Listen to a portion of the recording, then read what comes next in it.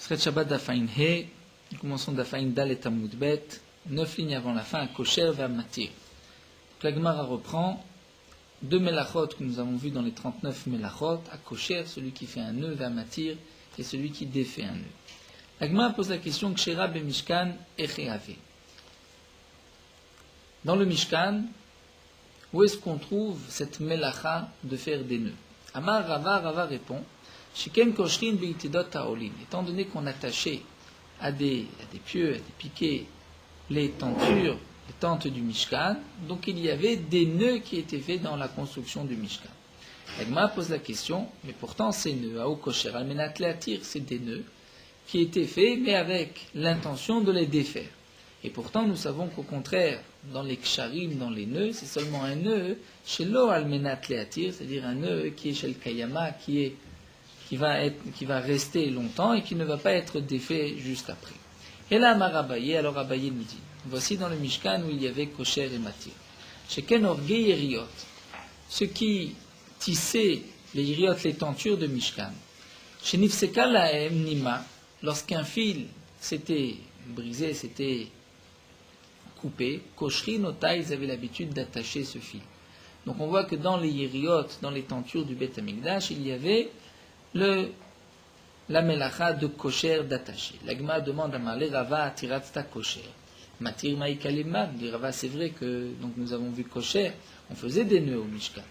Mais Matir, est-ce qu'on enlevait, on défaisait des nœuds? Ça, nous ne l'avons pas vu. Maïkalemema. Que vas-tu dire? Comment vas-tu expliquer où était la melacha de Matir dans le Mishkan? Donc l'Agma répond, si tu veux dire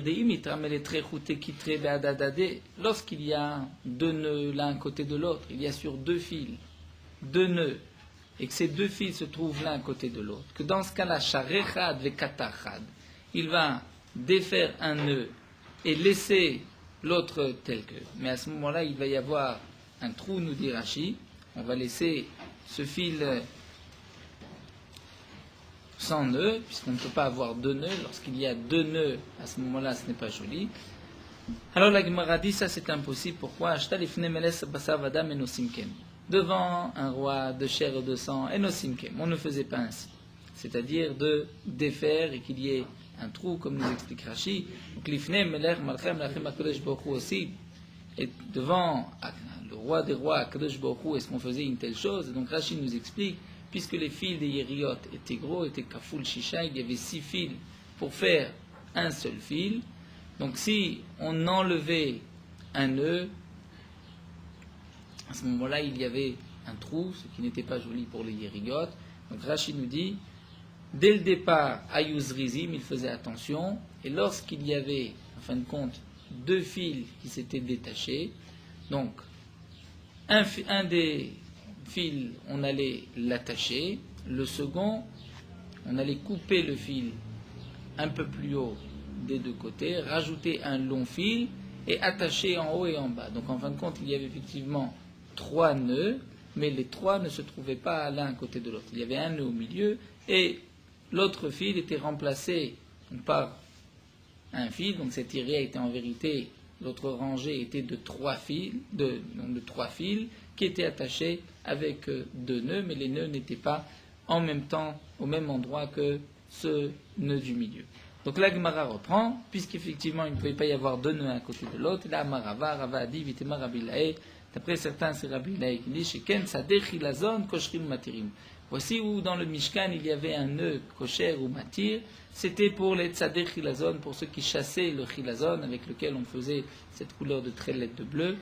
Ils attachaient et des fois aussi ils devaient défaire les nœuds. Rashi nous explique, puisque les filets étaient faits de nœuds, parfois on devait défaire, prendre une partie de ce filet et le rajouter à un autre filet. C'est pour cela qu'on avait dans la melacha du Mishkan, kosher, on attachait, et matir aussi, on devait défaire un nœud d'un filet pour le placer sur un autre filet. La Gemara continue à tofer shtet tfirot, la melacha de tofer, celui qui va coudre. Coudre 2 tfirot, donc pour coudre, c'est 2 tfirot, 2 coutures. L'Agma pose la question, va l'okaïma. Lorsqu'on va rentrer 2 fois l'aiguille, l'okaïma, la couture ne va pas tenir. Donc, Amar Rabba Chana, Amar Rabbi Yochanan, vous chez Kashran. Rabba Chana du nom de Rabbi Yochanan, on parle dans le cas où chez Kashran, c'est-à-dire il doit ensuite attacher les deux extrémités pour ne pas que la couture dire que les fils de la couture sortent. Et à ce moment-là, donc il a transgressé la melacha de Tofer. Donc on voit que toute melacha de Tofer doit être accompagnée d'un nœud aussi, aux deux extrémités. Est-ce que à ce moment-là, il doit apporter un korban, donc un homme qui a fait la melacha de Tofer, il a obligatoirement aussi fait 2 nœuds. Doit-il apporter 2 korbanot ou un seul korban? Là, nous avons une marloquette rishonim. Les rishonim disent qu'il y a 2 melachot, donc Tofer et Kosher, mais chaque tfira est accompagné d'un nœud. D'après d'autres rishonim, ce Kesher fait partie de la tfira, et donc il n'est chayav que pour Tofer.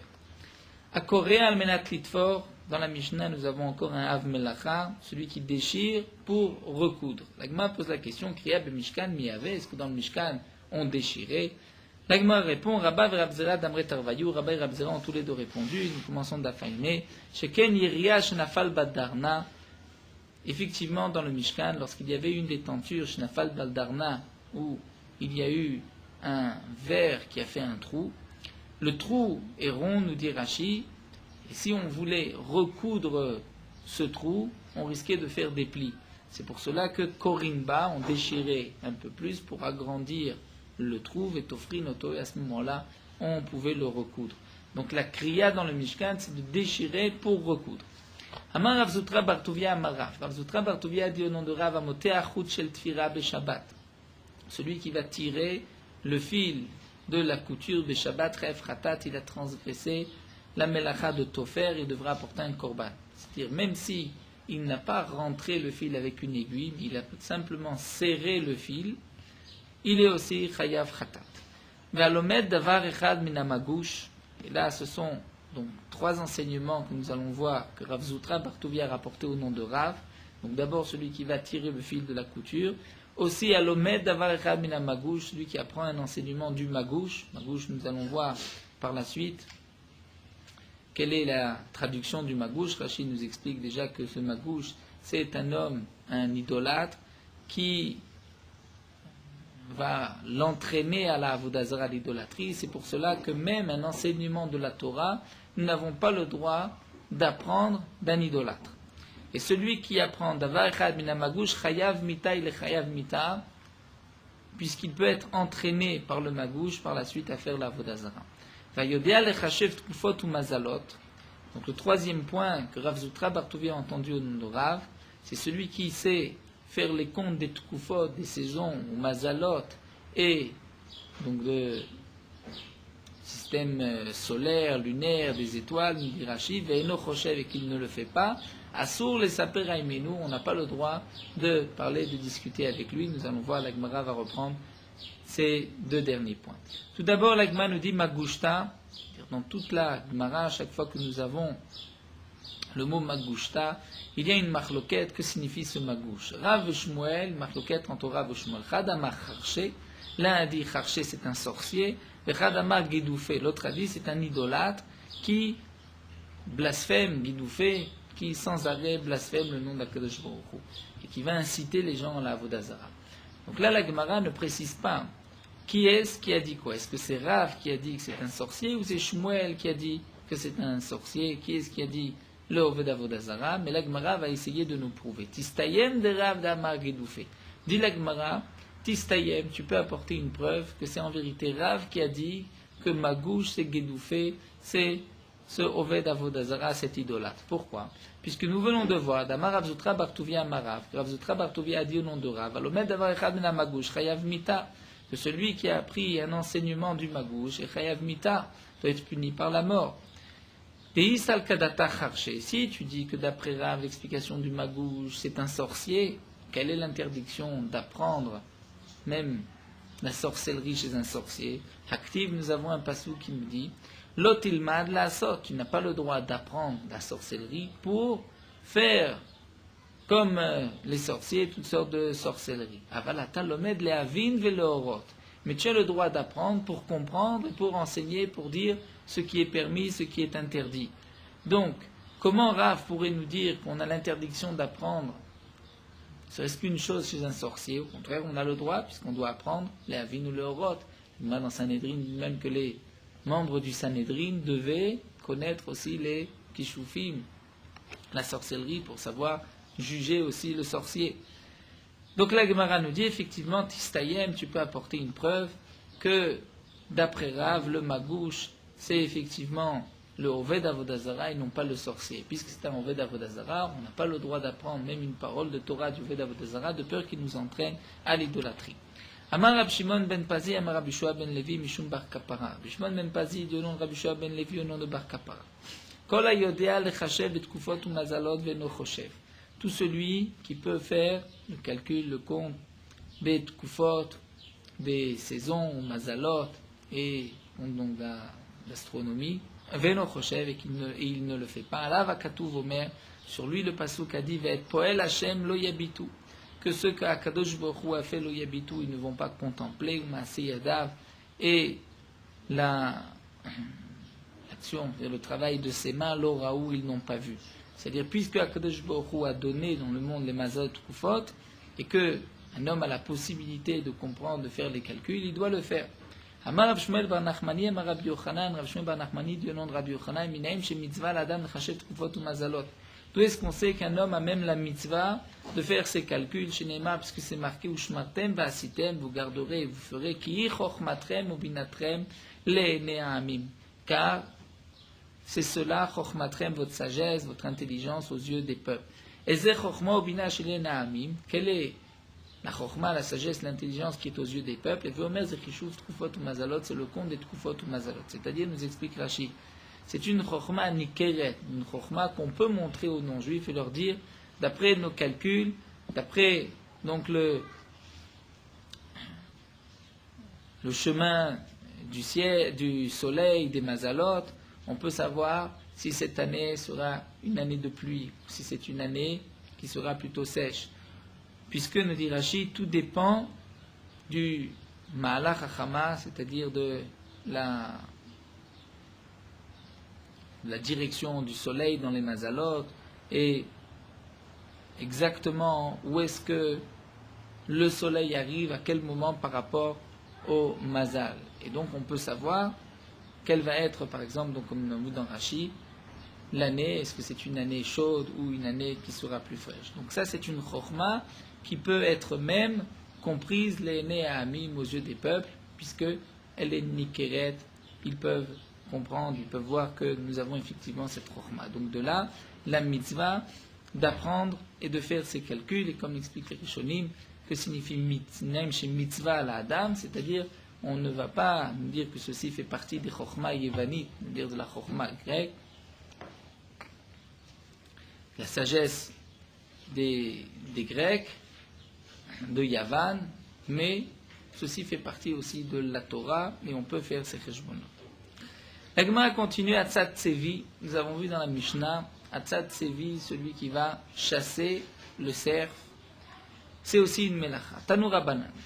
La Braïta nous dit à Tzad Chilazon va potso. Celui qui chasse le Chilazon, qui va donc pêcher ce Chilazon, va potso, et qui va l'écraser pour en faire sortir le bleu, son sang qui est bleu, Eno Chayav Elachat. Il n'a transgressé qu'une seule melacha, c'est-à-dire, nous dit Rashi, c'est la melacha de Tzida, d'avoir chassé, d'avoir attrapé ce chilazon.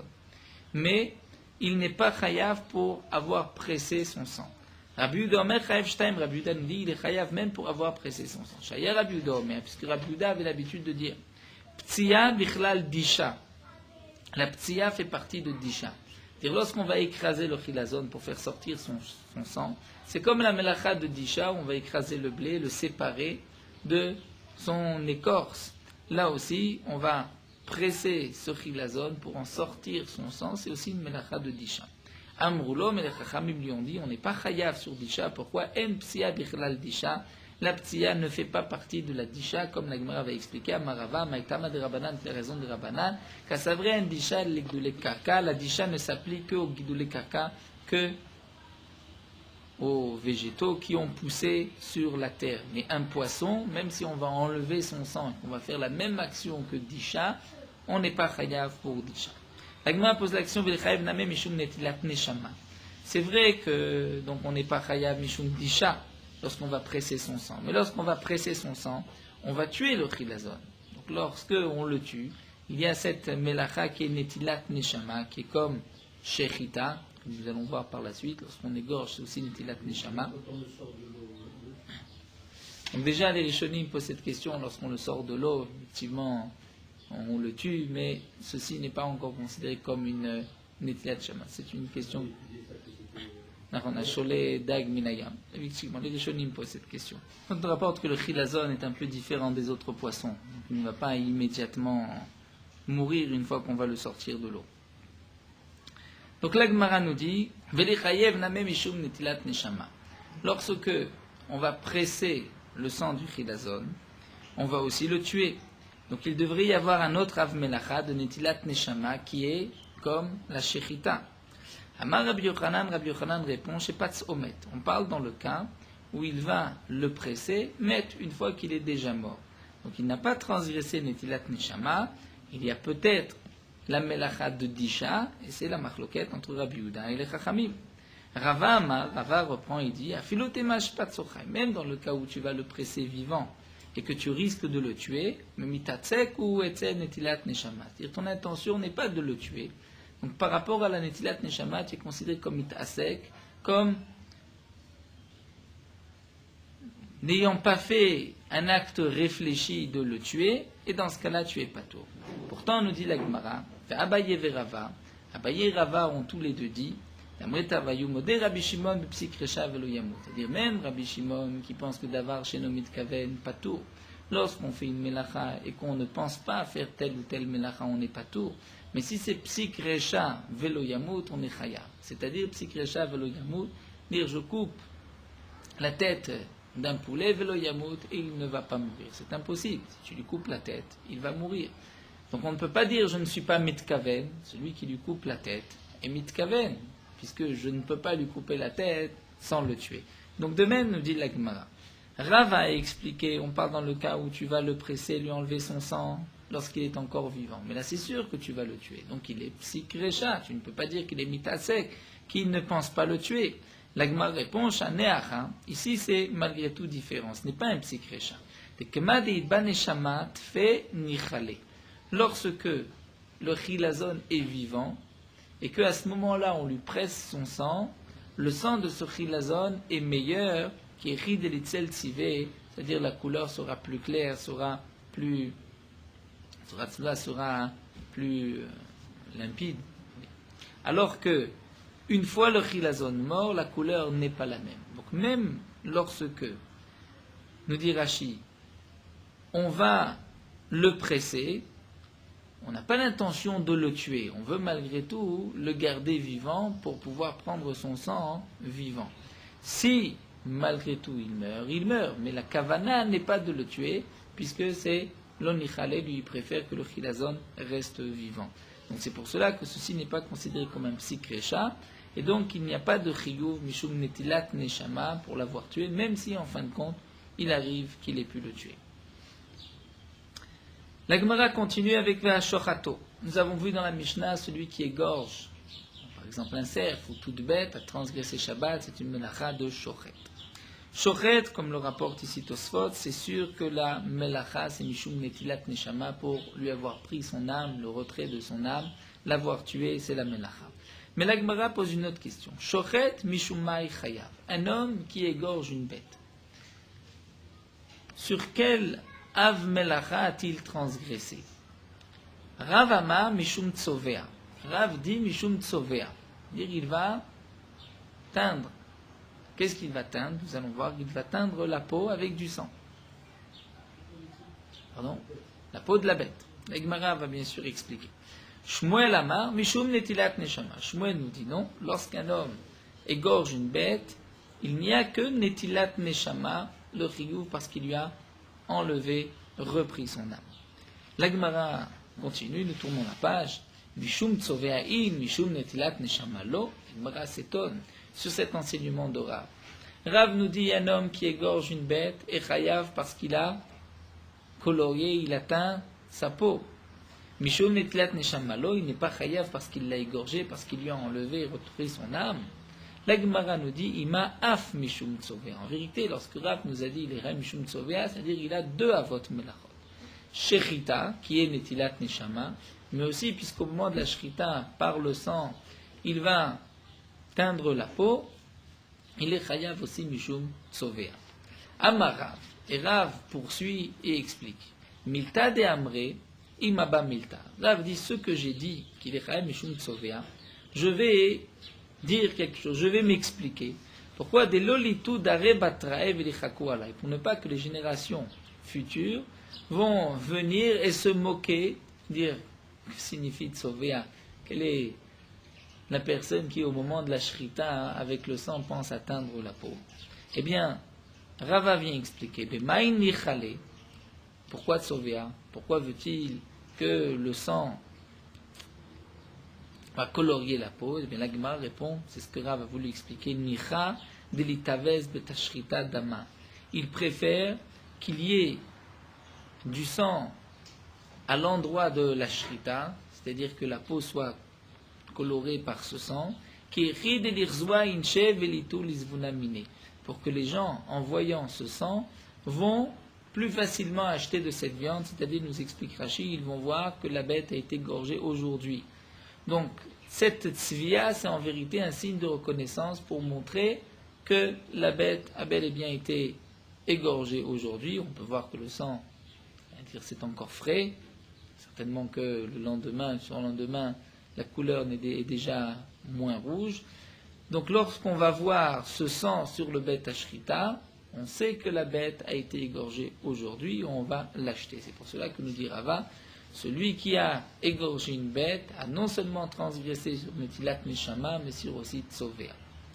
La Gemara continue, nous avons vu dans les Melachot, Amolcho va Me'avedo, celui qui va saler la peau de la bête et qui va aussi la tanner.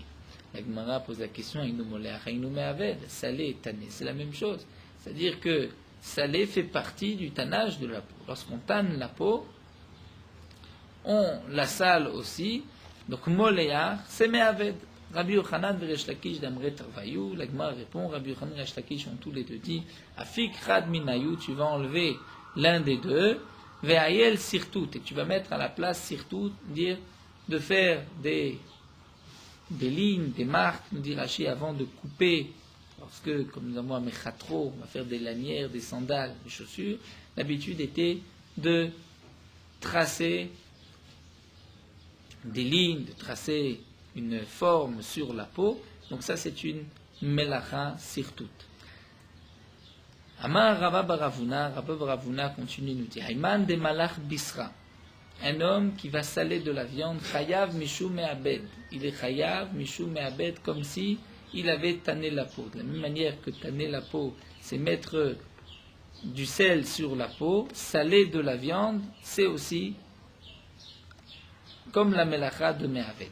Mais Rava répond, Amar, il n'y a pas de hivoud pour les aliments. Le hivoud, c'est seulement pour la peau. Amar Ravashi précise, il vient dire, va filo Rabba Baravuna. Même Rabba Baravuna qui a dit que celui qui sale la peau est chayav mishum me'aved, lo amar ela de kabael elucha. C'est seulement lorsque quelqu'un a besoin de cette viande pour partir en voyage, et donc il va beaucoup la saler, comme on sale les peaux. Dans ce cas-là, il est chayav mishum me'aved. Aval le beta, lo mashpe inish michletz. Mais évidemment, s'il veut garder la viande pour la maison, pour chez lui, il ne va pas mettre autant de sel, puisque personne ne va prendre un aliment et va en faire un morceau de bois par le sel. L'expression de l'agma, le mashvi inish michle etz. Un homme ne va pas prendre un aliment et le rendre etz, un bout de bois. Donc il ne va pas saler énormément la viande. Donc dans ce cas-là, il n'est pas chayav mishum me'abed. Me'abed, c'est seulement lorsque on sale la viande, comme si on veut conserver la viande, partir avec en voyage. Nous avons vu que celui qui enlève les poils de la peau de la bête, va mechatro, celui qui coupe la peau, c'est aussi deux avot melachot. Amar Rabbi Acha bar Chanina. Rabbi Acha bar Chanina nous dit, Ashaf ben ha'amudim b'shabbat chayav mishum memachek. Ashaf, c'est celui qui va dit Rashi, frotter, égaliser les piliers de ces arsadraot, c'est-à-dire on peut dire de ces balcons, où il y avait, dit Rashi, des fenêtres, étaient faits de fenêtres l'une à côté de l'autre, et ces fenêtres étaient posées, il y avait des piliers entre chaque fenêtre. Celui qui va frotter, égaliser le parterre pour qu'il soit lisse, il est chayav mishum memachek, de memachek, comme nous avons vu, celui qui va enlever les poils de la peau pour rendre lisse la peau. Donc chaque fois qu'on va faire la même action de rendre lisse un endroit, une surface, on est chayav mishum memachek. Amar Rabbi Chia Baraba. Rabbi Chia Baraba dit Shalosh Dvarim Sachli Ravashi Mishmed Rabbi Yoshua ben Levi. Il y a trois choses que Ravashi m'a dit au nom de Rabbi Yoshua ben Levi. Amegarer Raché Klunsaot Beshabbat. Celui qui va gratter, c'est-à-dire pour égaliser et pour que ces Klunsaot, ces perches soient bien pointues, Beshabbat Chayav Mishum Mechater. Il a transgressé la mlacha de Mechater, c'est-à-dire, comme nous l'avons vu, couper avec précision, c'est-à-dire une certaine mesure, c'est mechater. Amemarea retiya beshabbat. Celui qui va frotter, égaliser, retiya, c'est un pansement, beshabbat, chayav sur la plaie, chayav mishum emachek, lechayav mishum emachek, puisque c'est la même action qu'enlever les poils de la peau, c'est-à-dire égaliser là aussi, parce qu'il va prendre une pochette, un pansement, et qu'il va bien l'égaliser, bien l'arranger sur une plaie, il est chayav mishum emachek. La mesatet et taeven beshabbat, et celui qui va tailler une pierre le jour de Shabbat, chayav mishum makeh bepatish, il a transgressé l'interdiction de makeh bepatish. Nous avons vu que makeh bepatish, c'est terminer un keli, donc de même prendre une pierre, de l'égaliser, de la tailler, c'est makeh bepatish.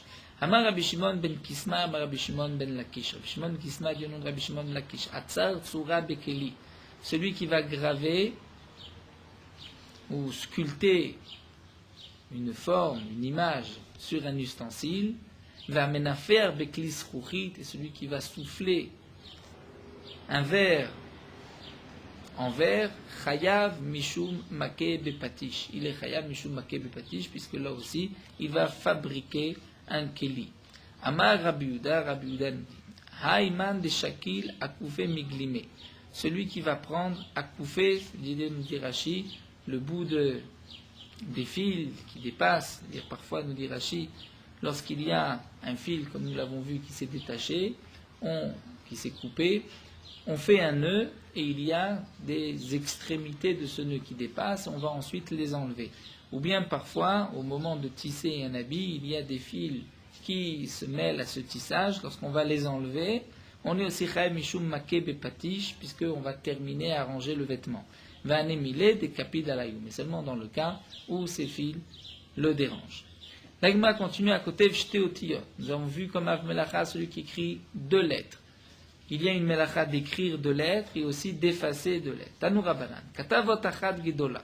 Si un homme a écrit une seule grande lettre, Veyesh bimkoma lichtov shtaim. Il y avait la place d'écrire deux lettres, mais en fin de compte, il n'a écrit qu'une seule lettre.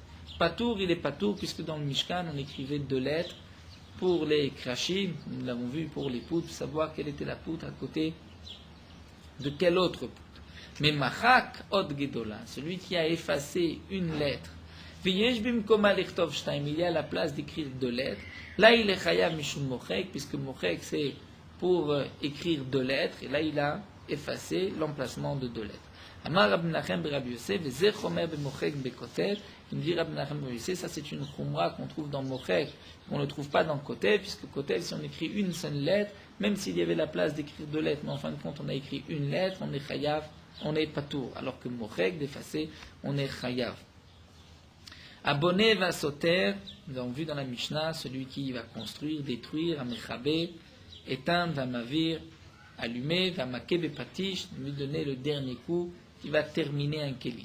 Rabba et Rabzera d'Amret Ravayu, kol midé dit gmar melacha, donc Rabba et Rabzera ont tous les deux dit, chaque fois qu'il y a un gmar melacha, c'est-à-dire par une action on termine une melacha, on termine un keli, chayav mishum maké bepatish, il est chayav ça rentre dans l'interdiction de maké bepatish lorsqu'on termine une melacha, un travail ou un keli, c'est aussi maké bepatish. Elu avot melachot, donc la Gemara termine, nous avons vu dans la Mishnah, voici les avot melachot, c'est-à-dire le Tana a commencé par nous dire il y a 39 melachot, il nous a énuméré les 39 melachot, et le Tana termine en disant Arei elu avot melachot arbaim chasracha, donc voici les avot melachot, il y en a 39. Pourquoi le Tana se répète Elu avot melachot, elu la fouke midi Rabbi Eliezer. Donc nous dit la Gemara, le elu vient exclure ce que nous a dit Rabbi Eliezer de Mechayev al toda bimkom av. D'après Rabbi Eliezer, lorsqu'un homme a transgressé un av et sa tolda sont dérivés, il devra apporter 2 korbanot. Alors que nous avons vu que d'après le Tana, il n'apportera qu'un seul korban. C'est pour cela qu'il y a 39 melachot. Donc 39 melachot et le compte de 39 pour nous dire qu'il y a un khatat pour chaque melacha, mais pour chaque av melacha. Lorsqu'un homme a transgressé un av et une tolda, il n'apportera un korban que pour le av. Donc le Tana vient exclure l'avis de Rabbi Eliezer qui a dit que même lorsque j'ai transgressé un av et sa tolda, il y a 2 korbanot. Chaser achat, donc le Tana a dit il y en a 40 moins une melacha, 39. Pourquoi Chaser achat, la fouke mid Rabbi Yehuda pour exclure cet autre avis de Rabbi Yehuda. Tania, nous avons une braïta. Rabbi Yehuda mosif et à chovet ve à medagdek. Rabbi Yehuda a rajouté dans la vote melachot chovet et medagdek. Chovet, Rashi nous explique, c'est celui qui va égaliser les fils de la chaîne avec un outil particulier qui était appelé le karkar. Donc égaliser les fils de la chaîne, c'est une melacha en soi, c'est chovet. Medagdek, c'est lorsque il va arranger les fils de la trame, bien les tirer. C'est aussi une melacha d'après Rabbi Yehuda. Amroulo, mais les Chachamim lui ont dit Shovet aru bichlal meser. Shovet fait partie du meser. Meser, nous avons vu, c'est lorsqu'on arrange les fils de la chaîne. D'après Rabbi Yehuda, donc même lorsqu'on va démêler, par exemple lorsqu'il y a 2 fils l'un côté de l'autre, et on va les séparer, les arranger pour pouvoir faire passer la navette avec le fil de la trame, d'après Rabbi Yehuda, c'est une melacha en soi. D'après les Chachamim, ceci fait partie de la préparation des fils de la chaîne du chéti, ce n'est pas une melacha en soi. Medagdek, ou bichlal oreg. D'après les Chachamim, Medagdek fait partie aussi de oreg, de faire passer, comme nous avons vu, les fils de la trame. Donc même lorsqu'on va les tirer, les arranger, c'est aussi la même melacha. Donc Rabbi Yehuda a rajouté encore 2 melachot, mais notre Tana nous a dit 39, donc 40 moins 1 pour exclure l'avis de Rabbi Yehuda qui a rajouté Shovet et Medagdek. Nous allons nous arrêter ici. Là, nous avons terminé avec la première explication des 39 melachot. Le Gemara va reprendre pas toutes les melachot, mais pas mal de melachot et va les expliquer, les détailler une à une.